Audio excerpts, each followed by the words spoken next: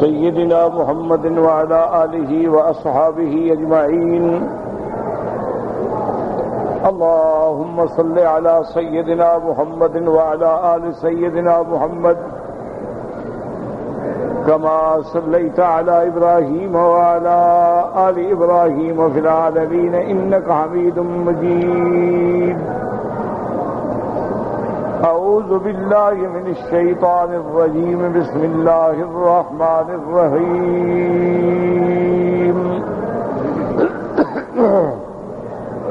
ومن آياته خلق السماوات والأرض واختلاف ألسنتكم وألوانكم إن في ذلك لآيات للعالمين.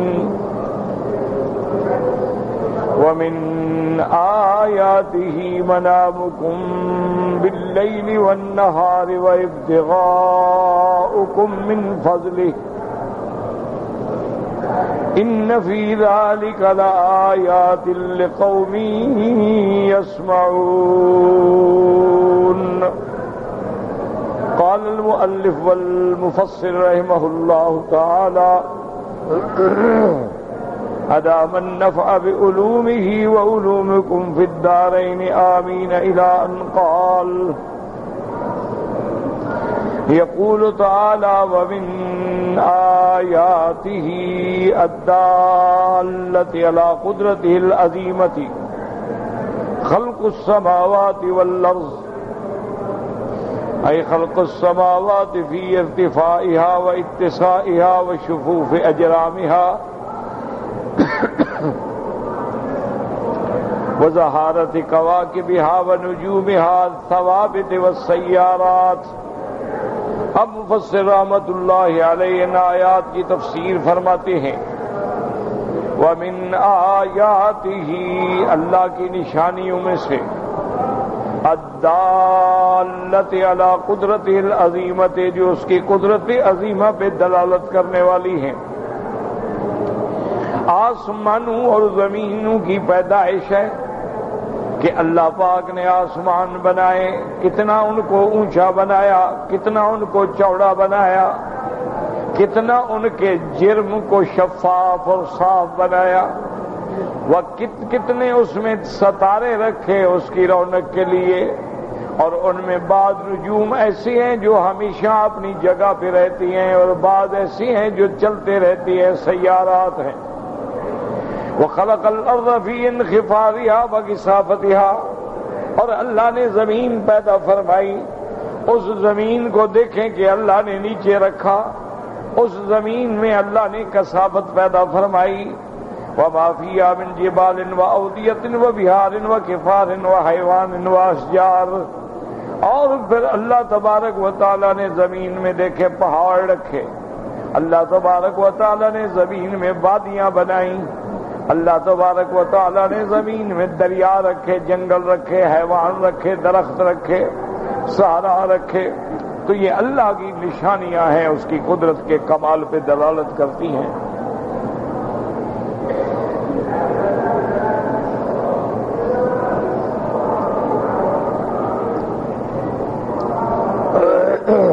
اس لیے میرے پروردگار عالم نے دیکھیں دوسری جگہ فرمایا: افلا ينظرون الى الابل كيف خلقت والى السماء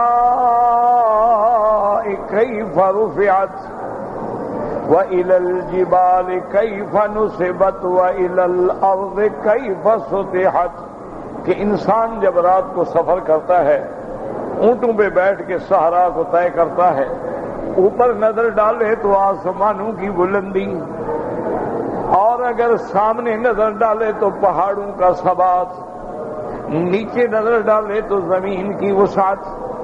تو اللہ فرماتے ہیں کیا تم اس میں غور نہیں کرتے ہو کہ اتنی بڑی چیزوں کے بنانے والا ان کے مقابلے پہ شریک تم نے کیا بنائے، جو مکھی پیدا کرنے پہ بھی قادر نہیں۔ اسی طرح علماء نے فرمایا ہے کہ اللہ نے جو پہاڑ رکھے ہیں اس کے بارے میں قرآن پاک کی متعدد آیات میں ذکر آیا ہے۔ ایک میں تو اللہ نے یہ فرمایا ہے کہ پہاڑ کو ہم نے زمین کے لیے میخیں بنا دی.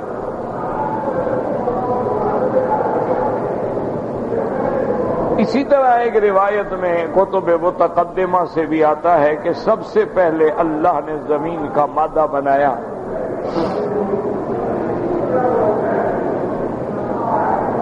زمین کا مادہ جو ہے نا یاد رکھیں، کیونکہ اصل بات یہ ہے کہ ابتدائے خلق جو ہے وہ اس طرح ہے کہ وَكَانَ عَرْشُهُ عَلَى الْمَاءِ، اللہ کا عرش جو ہے وہ پانی پہ تھا. اس وقت نہ زمین تھی، نہ آسمان تھے، نہ پہاڑ تھے، نہ کچھ تھا، کیونکہ سب سے اول جو ہے اسی کی ذات ہے اور سب سے آخر جو ہے اسی کی ذات ہے.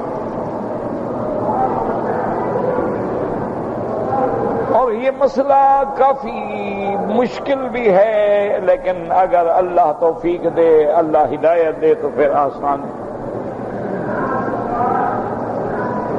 اللہ نے قرآن مقدس میں تخلیق السماوات والارض کا تو متعدد صورتوں میں ذکر فرمایا ہے، لیکن تفصیل سے جو ذکر ہے تقریباً وہ 3 صورتوں میں ہے.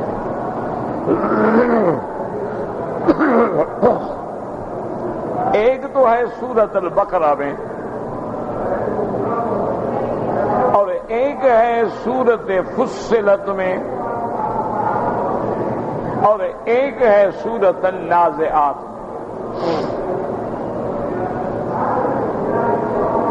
جیسے اللہ نے سورۃ بقرہ میں فرمایا وَالَّذِي خَلَقَ لَكُم مَّا فِي الْأَرْضِ جَمِيعًا ثُمَّ اسْتَوَىٰ إِلَى السَّمَاءِ فَسَوَّاهُنَّ 7 سماوات. وہ ذات پاک جس نے زمین میں سب کچھ تمہارے لیے بنایا، اس کے بعد ارادہ فرمایا اور پھر آسمانوں کو 7 آسمان بنائے. تو اب یہ آیت اس بات پہ دلالت کر رہی ہے کہ زمین پہلے بنی، آسمان بعد. کہ پہلے ذکر آ گیا نا زمین کا، اس کے بعد ذکر آیا کہ ثم استوى الى السماء فسواهن 7 سماوات. اچھا اب سورۃ فصلت پہ دیکھیں، اللہ فرماتے ہیں قُلْ أَإِنَّكُمْ لَتَكْفُرُونَ بِالَّذِي خَلَقَ الْأَرْضَ فِي يَوْمَيْنِ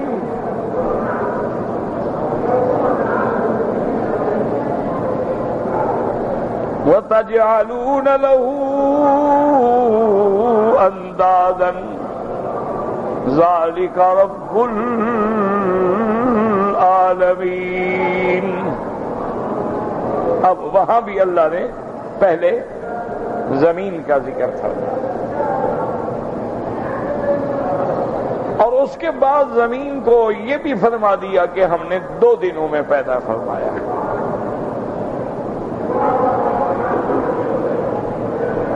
اس کے بعد اللہ نے فرمایا کہ وَجَعَلَ فِيهَا رَوَاسِيَ وَقَدَّرَ فِيهَا أَقْوَاتَهَا فِي 4 أَيَّامٍ سَوَاءً لِلسَّائِلِينَ ثُمَّ اسْتَوَىٰ إِلَى السَّمَاءِ وَهِيَ دُخَانٌ. تو اس صورت فصلت سے بھی یہ معلوم ہوتا ہے کہ اللہ نے زمین کو پہلے بنایا. 2 دنوں میں اللہ نے زمین بنائی، 2 دنوں میں اللہ نے پہاڑ اور کفار اور اشجار اور حیوانات اور بلایا اور سب 2 دنوں میں اللہ نے پیدا فرمایا، اور پھر 2 دنوں میں اللہ نے آسمان بنایا. تو ان 2 صورتوں کی تفصیل جو ہے اس سے ہمیں یہ سمجھ آیا کہ زمین پہلے ہے اور آسمان بعد. ویسے ویسے بھی جو عقل انسانی کا تقاضا ہے وہ بھی یہی ہے کہ آدمی پہلے گھر بناتا ہے، گھر بنے گا، دیواریں بنے گی تو چھت ڈالیں گے نا۔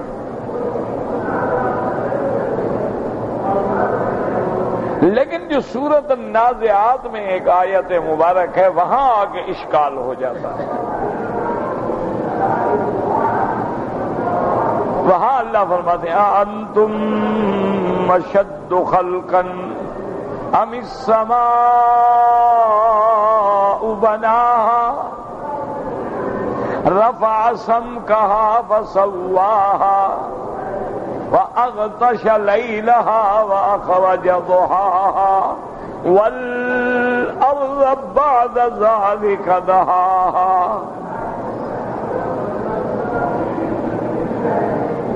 وہاں اللہ نے یہ فرمایا کہ کیا تم زیادہ بڑے ہو یا آسمان؟ تم جو کہتے ہو کہ ہمیں دوبارہ کیسے بنائیں گے، ہم مرنے کے بعد کیسے اٹھیں گے، وہ تم کوئی بڑی مخلوق ہو یا آسمان بڑی مخلوق ہے؟ کیسے اللہ نے آسمانوں کو بلند کیا، پھر رات رکھی، رات میں اندھیرا رکھا، سورج رکھا، روشنی رکھی، والارض بعد ذلك دحاها، اور اس کے بعد زمین کو بچھایا۔ تو اس آیت سے یہ معلوم ہوتا ہے کہ آسمان یعنی پہلے بنے ہیں اور زمین، چونکہ صاف لفظ ہے کہ والارض بعد ذلك، تو اس لیے یہ اشکال پیدا ہو جاتا ہے۔ اس لیے یہ اشکال جو ہے ایک یہودی عالم نے سیدنا ابن عباس پہ بھی آ کے عرض کیا۔ انہوں نے آ کے کہا کہ ابن عباس، اللہ کے قرآن میں تو بڑا اختلاف ہے، اور قرآن یہ کہتا ہے کہ اگر یہ اللہ کا کلام نہ ہوتا تو اس میں اختلاف ہوتا، اگر اللہ کا کلام ہے تو پھر اختلاف کیوں ہے؟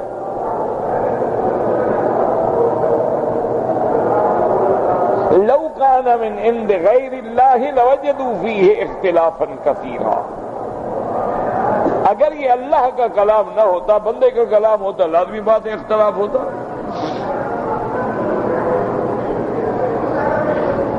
تو حضرت ابن عباس نے فرمایا کہ بھی بتاؤ تمہیں کہاں اختلاف نظر آیا؟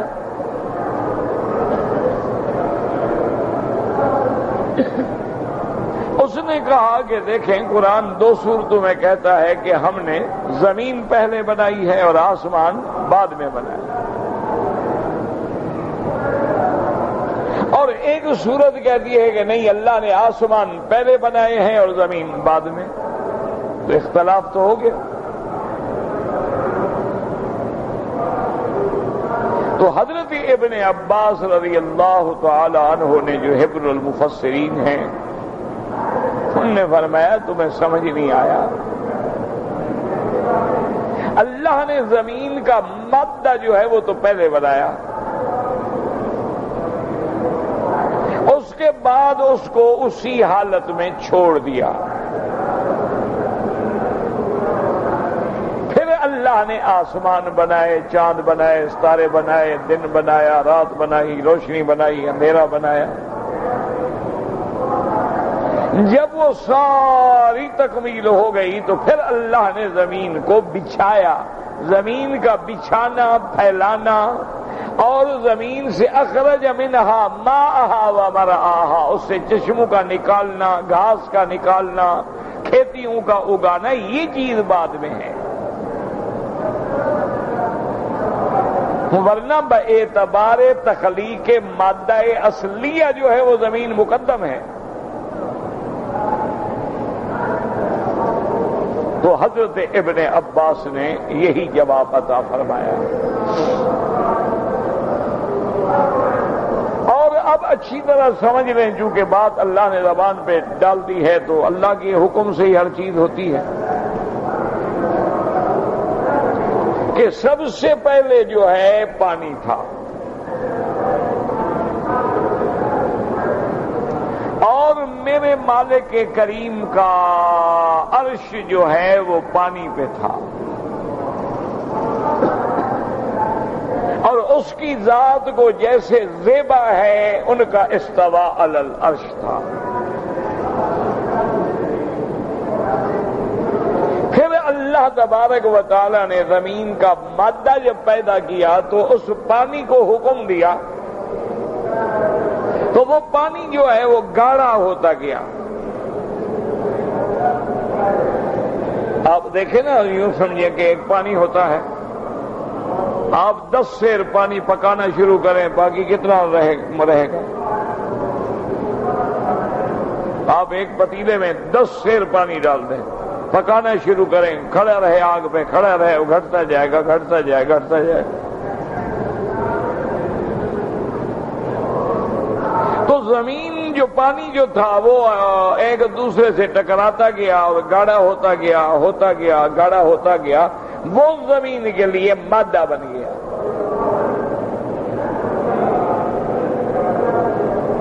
اب اللہ تبارک و تعالی نے آسمانوں کی طرف جو توجہ فرمائی تو اس کی کیفیت ایسے تھی جیسے دھواں ہوتا ہے، دخان۔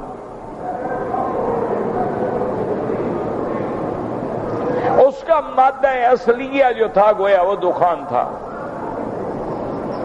جیسے قرآن کہتے ہیں ثم استوى الى السماء وهي دخان۔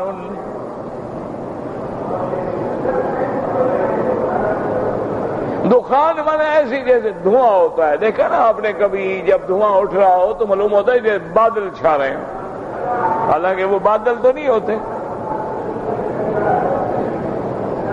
تو اس سے پھر اللہ تبارک و تعالی نے اپنی شان کن فیکون سے آسمان بنائے۔ اب زمین کا مادہ جو ہے وہ تیار ہو گیا۔ جب وہ تیار ہو گیا تو اب اس کو اللہ نے مسطح فرمایا، بچھا دیا، اور اس کے اندر جو نعمتیں تھیں اس سے چشمے، معدنیات، سونا، چاندی، پیتل، تانبا، اللہ کے خزائن زمین میں بھر دیے گئے۔ اچھا، اور خدا کی قدرت دیکھیں کہ اگر دنیا میں انسان خیانت نہ کرتا، چوری نہ کرتا، آج بھی آپ دیکھیں کہ جو لوگ خیانت نہیں کرتے، چوری نہیں کرتے، حرام نہیں کھاتے، اپنے رزق کے حلال میں حرام نہیں ملاتے، ان کے پاس تھوڑے پیسے بھی ہوں وہ مطمئن ہوتے۔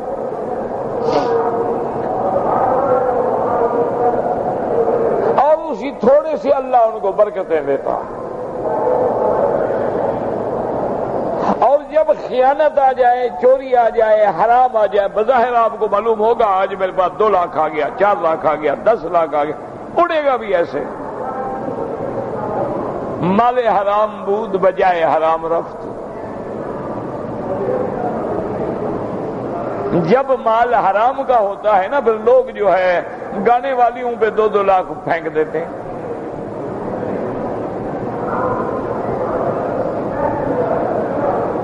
کیونکہ آیا حرام سے ہے تو جائے گا بھی تو پھر حرام میں نا۔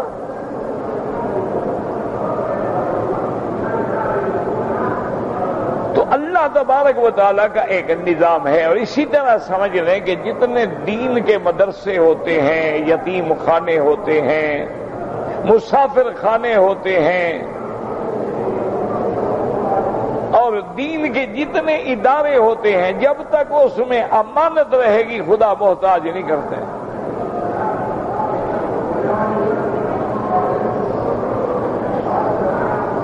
اللہ تبارک و تعالیٰ کی قدرت سے ایک دروازہ بند ہوگا، اللہ دوسرا دروازہ کھول دے۔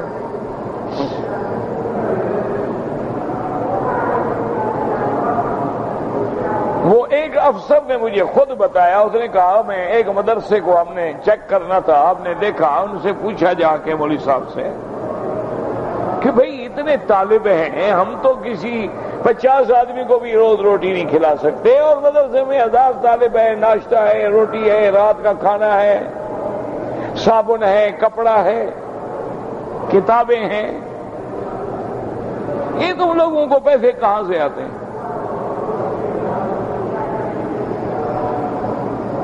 انہوں نے کہا بھی اللہ پاک اسباب بناتے ہیں، اللہ کسی کو بھیج دیتے ہیں۔ کہا مجھے سمجھ نہ آیا.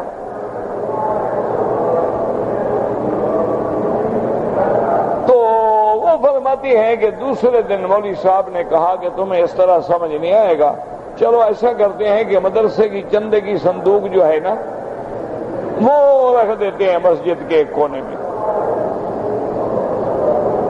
تو شام کو اٹھایا تو بھری ہوئی ہے. میں نے کہا بتاؤ کس نے ڈالا ہے؟ تو اللہ دیتے ہیں، اللہ کے خزانوں میں کوئی کمی آ گئی ہے؟ بلا للہ خزائن السماوات والارض. ہم جب خود پڑھتے تھے والد صاحب رحمت اللہ علیہ کے پاس میں تو ایک قصبہ تھا چھوٹا سا. اب تو ماشاءاللہ بڑے شہر بن گئے، بجلیاں بھی آ گئیں، سڑکیں بھی بن گئی. ہمارے وقت میں تو کچھ نہیں تھا. لیکن اس دیہات میں والد صاحب کی وجہ سے اس زمانے میں بھی 350 طالب ہوتے تھے، اور زاہدان سے اور مکران سے اور افغان سے اور پتہ نہیں کہاں کہاں سے، برما سے اور بنگلہ سے، اور پتہ نہیں کیسے کیسے طالب ہوتے تھے. ہم تو خود حیران ہوتے تھے کیا شکل ہے، کیا زبان ہے.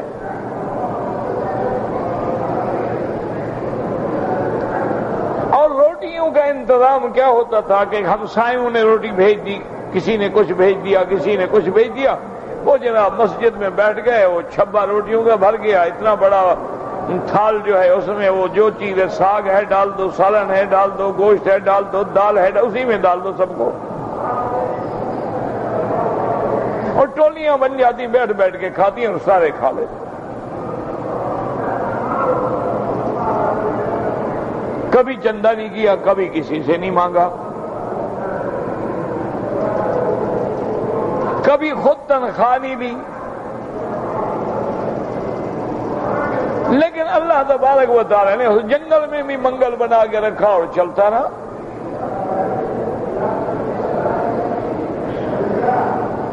یعنی ہم تو حیران ہوتے ہیں کہ وہ کیا اللہ کی طرف سے برکتیں ہوتی تھیں کہ 60-70 من دانے آتے تھے گندم کے، اور وہ جناب بس وہی سارا سال چل رہے. ہم تو پاگل ہو جاتے سوچ سوچ کے بھی کیسے ہو سکتا ہے 60-70 من گندم کو 350 طالب جو ہے وہ سارا سال کیسے کھاتا ہے.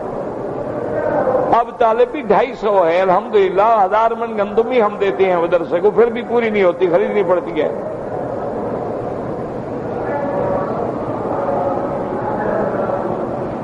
تو میرے کہنے کا مقصد یہ ہے کہ بددیانتی نہ ہو، چوری نہ ہو، خیانت نہ ہو، حرام نہ ہو. گھبرائے نہیں کہ یار ہمیں تو 2 ریال نفع ملتا ہے، فلانا آدمی تو 20 کرتا ہے، وہ 20 والا مارا جائے گا، اللہ تمہارے رزق میں برکت ڈالے.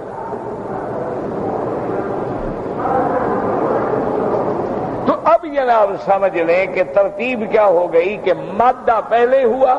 اس کی ایک آسان مثال سمجھیں کہ ہمارے گھروں میں تو خیر اب بھی ہم دیسی روٹی کھا لیتے ہیں، اب لوگ تو بازار سے لے لیتے ہیں نا. تو جب عورتیں آٹا گوندتی ہیں نا، آٹا گوندھ کے پھر چھوڑ دیتی ہیں، رکھ دیتی ہیں کہ بھی ایک دو اس میں خمیر آ جائے، اور دوسرا جب گھر والے آئیں گے تازہ تازہ گرم روٹیاں ڈال دیں گے. تو گویا مادہ زمین کا پڑا رہا، اللہ نے آسمان بنائے، پھر اس کو اللہ نے تکمیل فرمایا. اور یہ ساری تکمیل جو ہے 6 دن کے اندر. هو الذي خلق السماوات والارض وما بينهما في 6 ايام.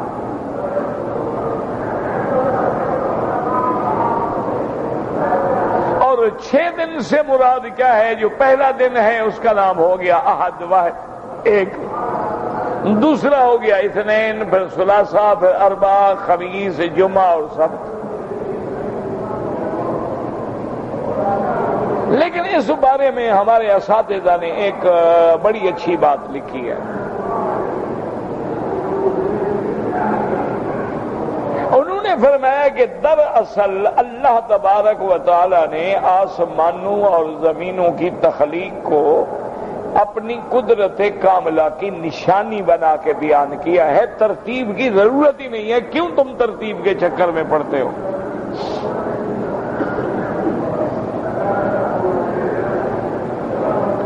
مقصد تو یہ ہے نا کہ بندے کو تنبیہ ہو کہ یار یہ جن کے آگے سجدہ کر رہے ہو ان میں کیا طاقت ہے، کیا ان کے اختیار میں ہے؟ دیکھو جس نے آسمان بنایا، اچھا دیکھو جس نے زمین بنائی، اچھا دیکھو جس نے چاند بنایا، دیکھو جس نے تارے بنائے، دیکھو جس نے سورج بنایا۔ ترتیب کی تو ضرورت نہیں نا کہ چاند پہلے بنا یا سورج پہلے بنا، کہ اللہ تبارک و تعالی ترتیب بیان ہی نہیں کر رہے ہیں۔ مقصود جو ہے وہ تنبؤ ہے کہ میری نشانیوں میں غور کرو۔ تو جب آپ دیکھتے ہیں نا مثلا ایک عالم جب واعظ کرتا ہے تو بعض لوگ حیران ہوتے ہیں کہ یار ابھی تو حضرت ابو بکر کا قصہ بیان کر رہے تھے، ابھی حضرت علی کا آ گیا۔ تو معنی ہوتا ہے کہ لوگوں کو تنبیہ ہو، تنبؤ ہو، لوگوں کو دین کا احساس ہو۔ کوئی ترتیب تو نہیں ہے کہ پہلے ابو بکر کا بیان کرو، پھر عمر کا بیان کرو، پھر عثمان کا، پھر علی کا رضوان اللہ علیہ اجمعین۔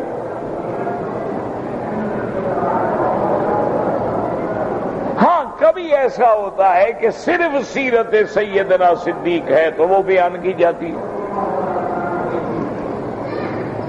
تو اس لیے انہوں نے بڑی اچھی بات لکھی ہے۔ انہوں نے کہا اس الجھن میں پڑے ہی نہ کرو کہ کیا پہلے بنا کیا بعد میں بنا۔ کیوں؟ انہوں نے کہا اللہ فرماتے ہیں 6 دن، تو جب چاند سورج ہی نہیں تھا، دن رات ہی نہیں تھا، تو 6 دن کا کیا مطلب؟ اس 6 دن سے کیا مراد ہے؟ کون سے 6 دن؟ اللہ کے ہاں کا تو ایک دن 1000 سال کے برابر ہے، تو پھر مانا 6000 سال میں اللہ نے بنایا۔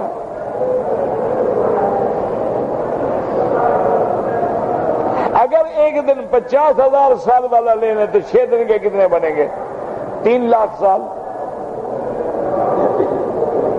اور اگر 6 دن سے مراد یہی دن لے لیں تو سردیوں کے یا گرمیوں کے؟ کیونکہ سردی میں رات بڑی ہوتی ہے، گرمی میں دن بڑا ہوتا ہے، وہاں تو ہے 6 دن۔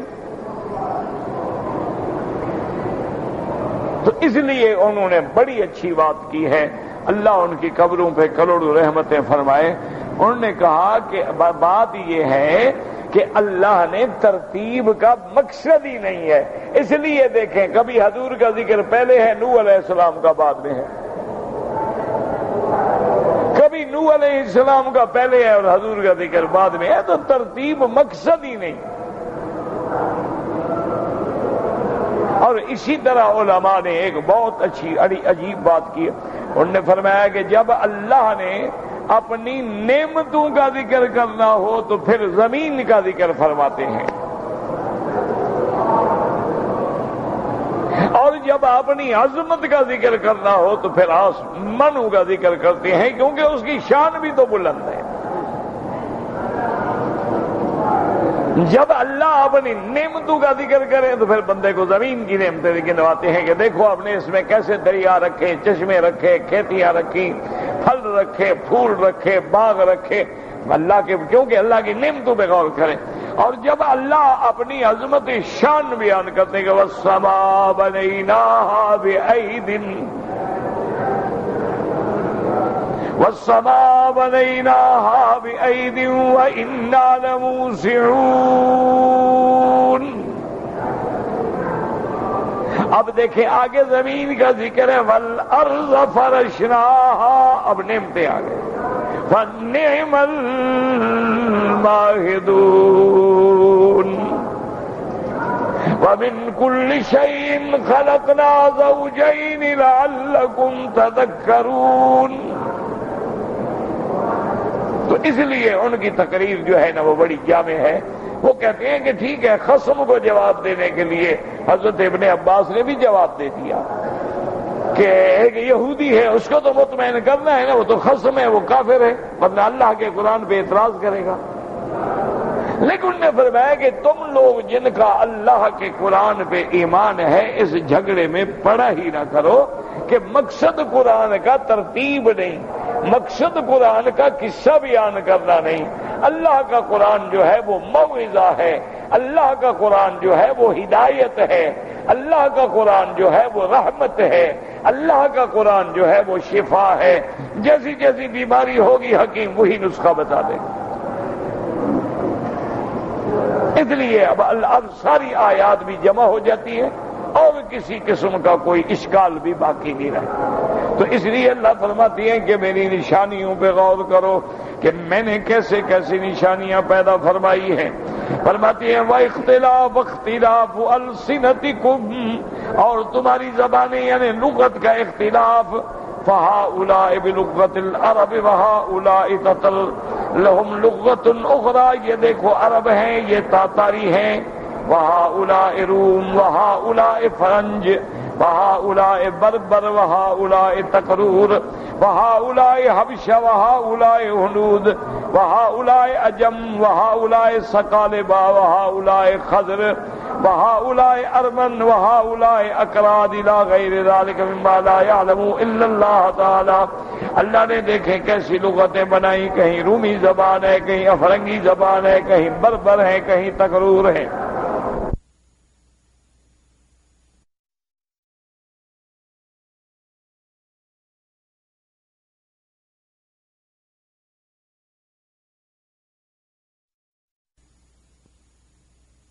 اللہ کے سوا کوئی نہیں جانتا. من اختلاف لغات بنی آدم و اختلاف الوانہم و ہیلاہم، اور پھر اللہ نے ان کے رنگ بھی مختلف رکھے ہیں. بعض گورے ہیں، بعض کالے ہیں، بعض گندم گون ہیں، بعض سرخ ہیں.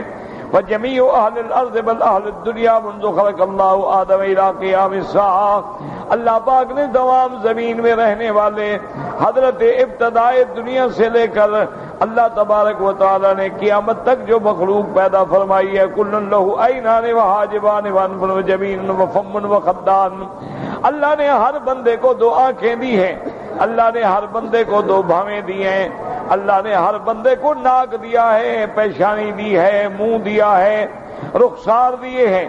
ولیس یشبہ واحد منہم الآخر، لیکن دیکھیں ہر ملک کے بندے کی آنکھیں بھی الگ ہیں، رخسار بھی الگ ہیں، ان کی شکلیں بھی الگ ہیں، شباہت بھی الگ ہے.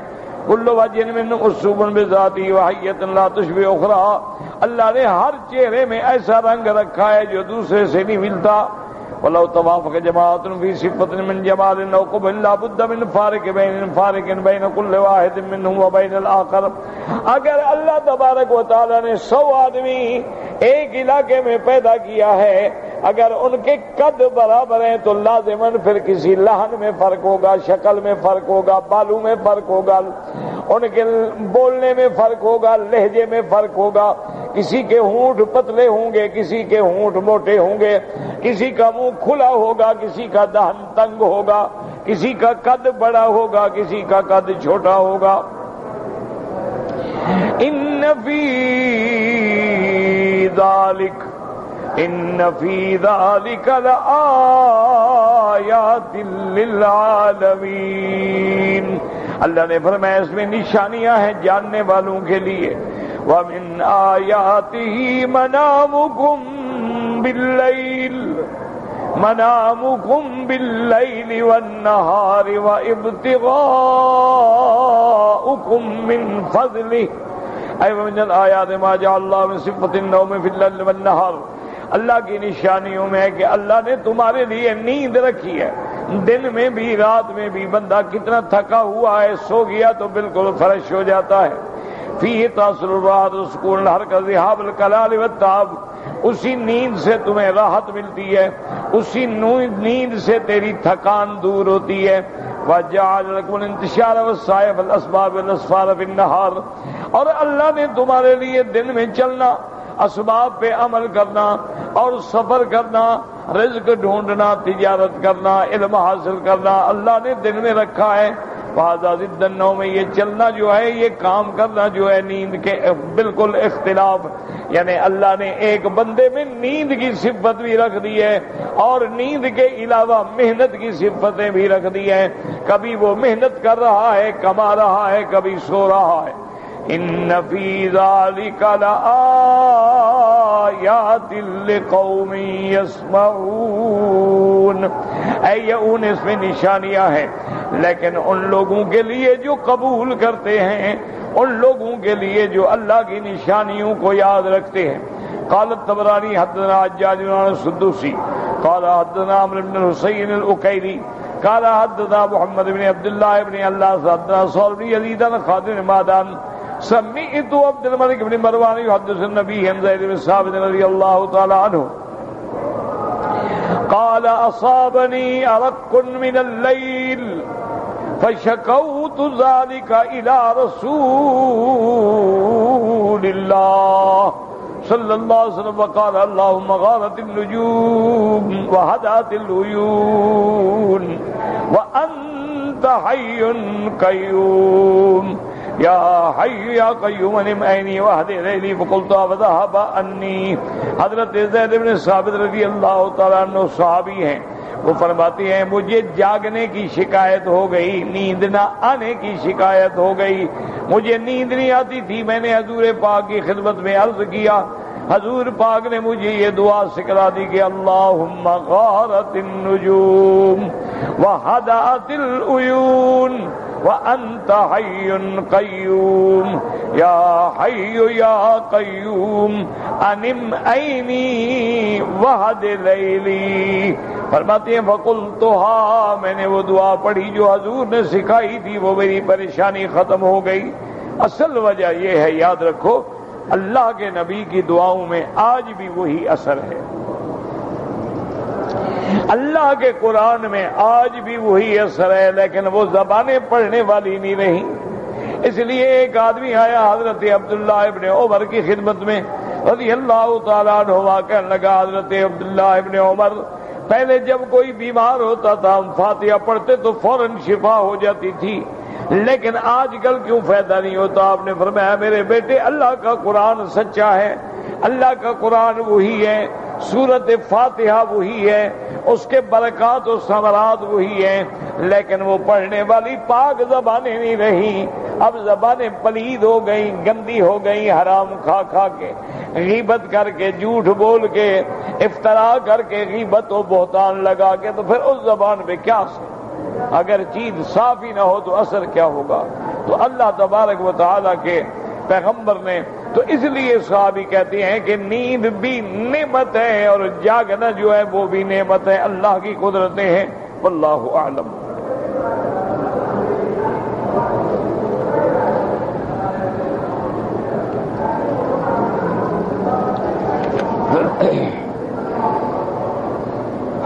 اللہ تبارک و تعالیٰ سے دعا کیا کریں اللہ سب بیماروں کو شفا دے، اور اس عاجز کو بھی، مجھے کافی تکلیف ہے پیشاب کی، اسی لیے میں لیٹ ہو گئی، دوبارہ مجھے وضو کے لیے جانا پڑا. تو بہرحال اللہ مشفنا وشف مرضانا ومرضى المسلمین. جو دوست ایک دوسرے کے لیے غائب میں دعا کرتے ہیں نا، اس دعا میں بڑا اثر ہو. کیوں کہ آپ میرے لیے دعا کریں گے، آپ کو مجھ سے کیا لالچ ہے؟ کیا لینا دینا ہے آپ کو؟ میں آپ کے لیے دعا کروں گا، مجھے آپ سے کیا غرض ہے؟ تو یہ خالص دعا ہوتی، اور جب خالص دعا ہو تو پروردگار تو سنتے ہیں، اور خاص طور پہ تہجد کی گھڑی میں دعا ہو، وہ تو وقت ایسے اللہ فرماتا ہے کوئی ہے مانگنے والا. اور اسی طرح آج مجھے پڑھنا تو آتا نہیں، بہرحال مختلف احباب نے میسج بھیجے تھے کہ مالیگاؤں ہندوستان میں ایک دینی اجتماع ہو رہا ہے، دعا کریں کہ اللہ اخلاص سے قبول فرمائے. تو انہوں نے چونکہ ایک درخواست کی ہے، اور یہ دور ایسا ہے جس میں ہم گزر رہے ہیں نا، جہاں بھی دین کا کام ہو رہا ہو نا، خدا کے لیے اس کو کامیاب کرو. کوئی بچے کو پڑھا رہا ہے، کوئی مدرسہ چلا رہا ہے، کوئی قاعدہ پڑھا رہا ہے، کوئی قرآن پڑھا رہا ہے، کوئی حدیث پڑھا رہا ہے، کوئی حنفی ہے، شافی ہے، مالکی ہے، حنبلی ہے، اہل حدیث، کوئی جھگڑا نہ کرے. اس وقت حضور کی امت بڑے ابتلا کے دور سے گزر رہی ہے. آج جو لوگ جھگڑے کی بنیاد رکھتے ہیں ان سے بڑا مفتن کوئی نہیں. خدا جانے وہ قیامت میں اللہ کو کیا جواب. ہاں، اپنا عقیدہ بیان کریں، اللہ کی توحید بیان کریں، سرکار دو عالم کی رسالت بیان کریں.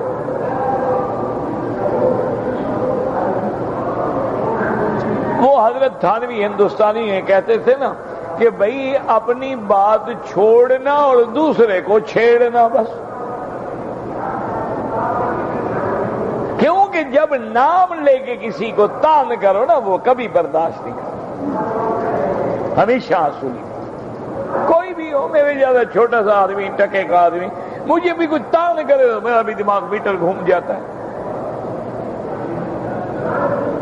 لیکن یہ ہے کہ آپ اپنا عقیدہ بیان کریں، اللہ کی توحید بیان کریں، سرکار دو عالم کی رسالت بیان کریں، ختم نبوت کا عقیدہ بیان کریں، صحابہ کی صداقت بیان کریں، اہل بیت کی عظمت بیان کریں، اولیاء اللہ کی کرامات بیان کریں، حق پوچھیں، جو بتائیں حق مسئلہ بتائیں۔ لیکن مسئلے بتلانے کا طریقہ، اب دیکھیں کہ کافر اعتراض کر رہے ہیں، کافر نعوذ باللہ ثم نعوذ باللہ ثم نعوذ باللہ استہزاء کر رہے ہیں، رحمت دو عالم کی نبوت و رسالت کو چیلنج کر رہے ہیں، قرآن کو اللہ کے کلام کے بجائے بندے کا کلام کہہ رہے ہیں، لیکن پیغمبر کہتے ہیں انما انا بشر مثلکم۔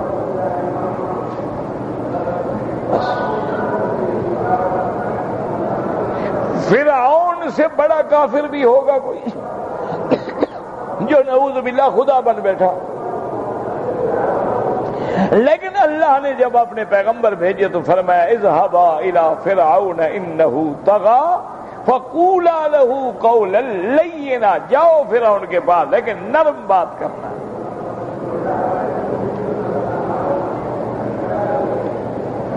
اگر آپ سخت بات کریں گے تو کون سنے گا؟ میں نے آپ کو پہلے بھی سنایا تھا، میرا ساتھی تھا بیچارہ فوت ہو گیا، اللہ اس کی قبر پہ رحمت کرے، وہ اللہ کا بندہ نماز میں بڑی سستی کرتا۔ ایک دفعہ ہم حضرت بن نوری رحمت اللہ علیہ کے مدرسے میں مہمان تھے کراچی میں، تو صبح کی نماز میں جب گیا میں نے دیکھا ماشاءاللہ وہ تو مجھ سے بھی پہلے صف اول میں بیٹھا ہوا ہے۔ خیر مجھے بڑی خوشی ہوئی، میں نے کہا چلو شکر ہے، چلو بھائی کسی کی بات تو مانی نا، میری نہیں مانتا شریف آدمی۔ نماز سے جب آئے میں نے کہا یار آج تو ماشاءاللہ کمال ہے۔ انہوں نے کہا جی کیا کمال کر دیا؟ 2 گھنٹے ہو گئے سونے تو دیتے نہیں۔ میں نے کہا وضو کرو جاؤ مسجد میں بیٹھو۔ آپ کے آرام سے کوئی دروازہ کھٹکھٹا دے، حضرت السلام علیکم، کیا ٹائم ہو گیا؟ تو وہ چلا جاتا ہے 10 منٹ کے بعد، حضرت آپ کو گرم پانی تو نہیں چاہیے وضو کے لیے؟ تیسرا آدمی نے کہا السلام علیکم، حضرت تہجد نہ آپ کی ضائع ہو جائے۔ میں نے کہا یار سونے تو نہیں دیتے، اٹھو وضو کرو مسجد جاؤ کچھ پڑھو۔ تو اس لیے ہمیشہ یاد رکھیں کہ دین کا کام جہاں بھی ہو رہا ہے اللہ کامیاب کرے، اللہ تبارک و تعالی ان کی حفاظت کرے، اللہ دین والوں کی حفاظت کرے۔ اختلاف ہوتے رہتے ہیں میرا بھائی، گھر ہوگا تو جھگڑ لیں گے، لیکن گھر ہی نہ رہے تو کیسے جھگڑو گے؟ نہ زمین پہ دعویٰ ہونا تم کہو میری ہے میں کہوں میری، اچھا ہم لڑتے رہے تیسرا لے کے چلا جائے، پھر کس کی ہوئی؟ نہ تیری نہ میری۔ دشمن کے 2 مکان گرے، اس نے 2 ملک چھین لیے، اور کیا چاہتے ہو؟ ہم صرف لوگوں کو لڑانے کے لیے اللہ نے ہمیں پیدا کیا ہے۔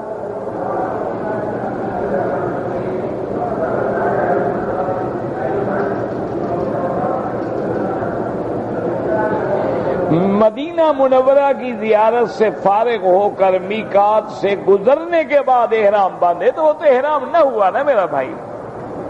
احرام تو آپ نے میقات سے باندھنا ہے، یہ نہیں ہے کہ میقات سے گزر جاؤ احرام بعد میں باندھو، پھر کیا فائدہ ہوا؟ لیکن مدینہ منورہ کے سفر میں ایک خدا کی شان ہے، بندہ بچ جاتا ہے۔ ایک میقات ہے ذل حلیفہ بیر علی، اور ایک دوسری میقات ہے جوفہ جو رابق کے قریب ہے۔ اگر تو پہلے میقات سے تم نے نکل کے احرام باندھ لیا، چلو اس میقات سے تو پہلے باندھ لیا نا، ورنہ ہمیشہ جب میقات پہ آئے تو احرام باندھ۔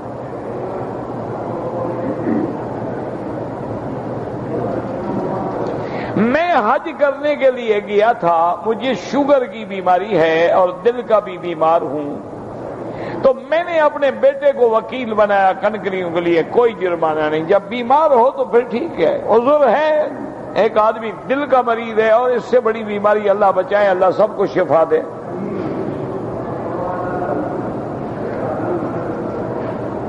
اگر ایک آدمی نے 2000 ریال لیے حج بدل کے، اس نے کسی اور آدمی کو کہا کہ تم 500 لے کے یہ حج بدل کر دو، 1500 اس نے رکھ لیے۔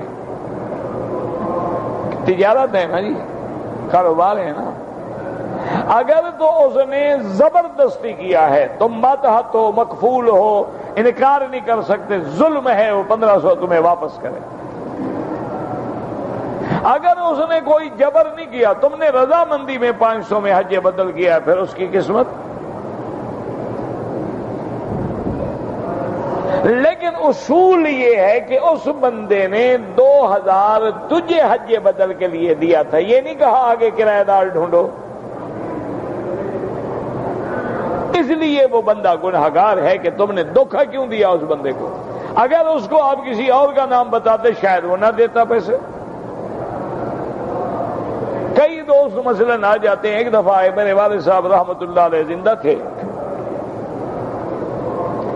ایک آدمی آیا، اس نے کہا کہ حضرت آپ میرے والد کے لیے حج بدل کر لیں۔ تو والد صاحب کسی خوش موڈ میں بیٹھے ہوئے تھے، فرمایا اچھا بھائی ٹھیک ہے، پھر کتنے پیسے دو گے؟ پرانے دور کی بات ہے، ہم چھوٹے سے تھے، حرم شریف میں پڑھتے تھے۔ اس زمانے میں اس نے کہا جی میں 1000 ریال دوں گا۔ 1000 بڑی چیز ہوتی تھی۔ اس نے کہا بھائی 1000 میں تو میں نہیں کر سکتا، وہ بڑا آدمی تھا۔ وہ اس نے کہا اچھا حضرت آپ کریں، میں 2000 دے دوں گا۔ انہوں نے کہا بدبخت آدمی، تم اتنے بڑے آدمی ہو، تمہارا باپ بھی کروڑوں پتی تھا، بدبخت نہ اس نے حج کیا اور تم اپنے باپ کو ٹرخا رہے ہو کہ مکے سے حج کروا کے جان چھڑوا دوں۔ وہیں سے جا کے آدمی بھیجو، اپنے باپ کا حج بدل کراؤ۔ میں اللہ کے گھر میں اسی لیے آیا ہوں کہ تمہارے باپ کا حج بدل کرتا رہوں۔ تم مجھے 1,00,000 بھی دو تو میں نہیں کروں گا۔ اللہ نے مجھے اگر حرم نصیب کی ہے، تیرے باپ کے لیے بیٹھا ہوا ہوں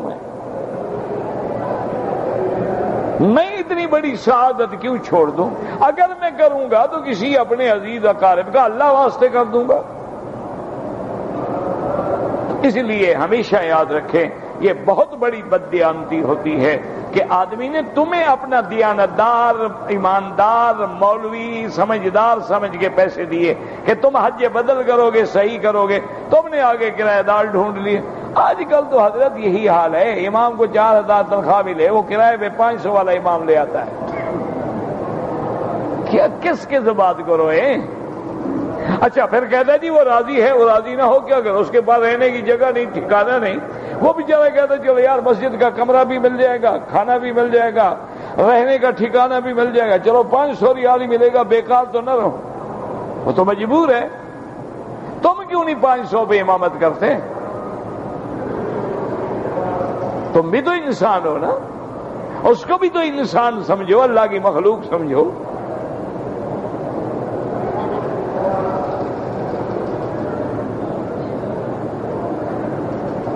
میں حج کا طواف ادا نہ کر سکا، پہلے جدے گیا، پھر کیا کہ نہیں کیا، اصل مسئلہ تو حل کرو نا۔ جدے چلا گیا، واپس آ گیا، طواف زیارت کر لیا، ٹھیک ہو گیا، کوئی مسئلہ نہیں۔ اگر کیا ہی نہیں ہے، طواف بھی کرو، دم بھی دو۔ قرآن شریف میں سورۃ التوبہ کے بسم اللہ نہیں لکھا گیا، اختلاف تھا صحابہ میں کہ انفال اور توبہ ایک سورت ہے یا دو ہے، احتیاطاً نہیں لکھا۔ یہ نہیں ہے کہ پڑھنا بھی ناجائز ہے۔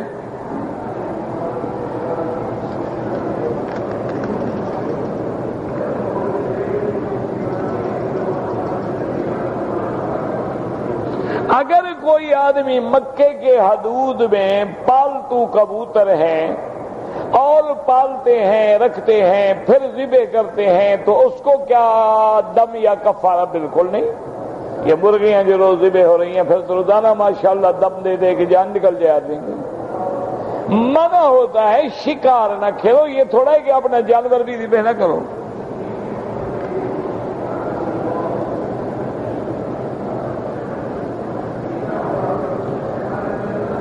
میں اراکان برما کے رہنے والا ہوں، پریشان ہوں۔ حسبنا اللہ و نعم الوکیل اخلاص کے ساتھ اور یقین کے ساتھ پڑھا کریں۔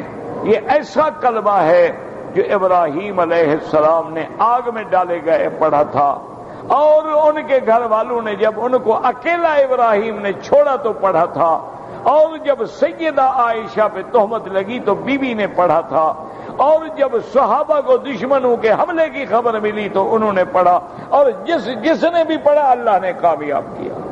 اس لیے آپ خلاص سکون قلب سے پڑھا کریں، انشاءاللہ اللہ سب بیماریاں پریشانیاں سب دور کر دیں گے۔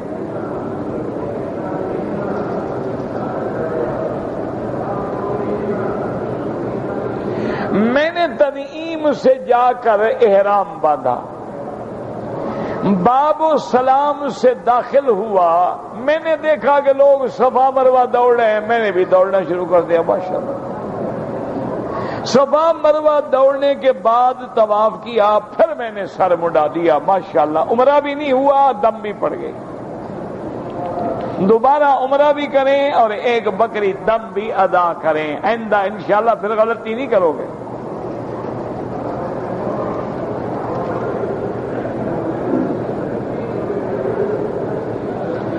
وہ کلونجی کا جو ہے نا یعنی قطرہ ڈالنا ہوتا ہے ایک، بس یہ نہیں ہے کہ سارا تیل ڈال دیں کارڈ میں۔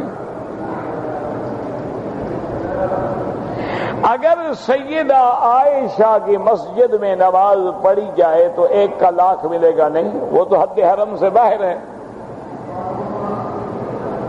یہ 1 کا لاکھ حرم کے حدود میں ملتا ہے۔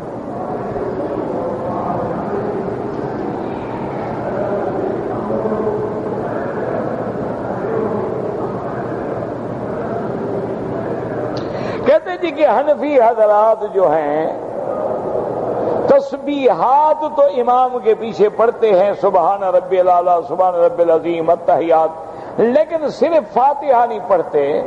اگر امام کا پڑھنا مقتدی کا پڑھنا ہے تو تسبیحات بھی نہ پڑھیں۔ حضور نے یہی فرمایا نا قراءت الامام، یہ نہیں فرمایا تسبیحات الامام۔ اگر حضور فرما دیتے کہ امام کی تسبیح مقتدی کی تسبیح ہم وہ بھی نہ پڑھتے، لیکن وہاں لفظ ہے من کان لہ امام فقراءۃ الامام لہ قراءۃ، تو قراءت سے مراد قراءت فاتحہ ہے نہ کہ تسبیحات۔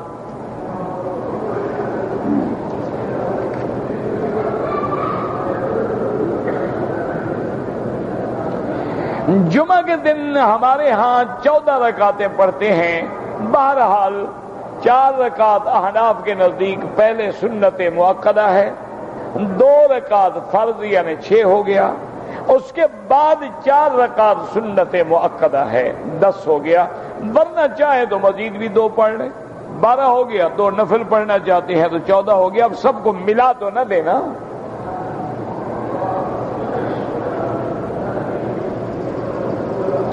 اپنے گھر سے احرام باندھ کے عمرہ کریں، بالکل نہیں۔ اگر گھر سے احرام باندھ کے عمرہ ہوتا تو حضور بی بی عائشہ کو مسجد عائشہ کیوں بھیجتے؟ کہتے یہاں احرام باندھ لو۔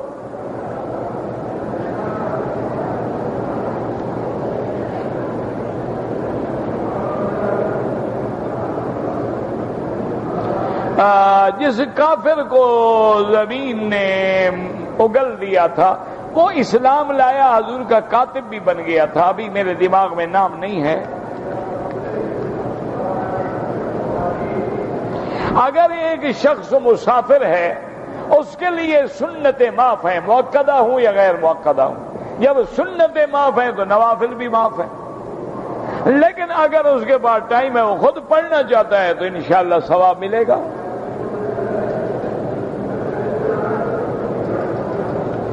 ایک عورت نے حج کیا، قربانی سے پہلے بال کاٹ لیے، کوئی حرج نہیں، اب گزر گیا، رعایت ہے جب موجود ہے، حتیٰ کہ صاحبین کے نزدیک بھی گنجائش ہے۔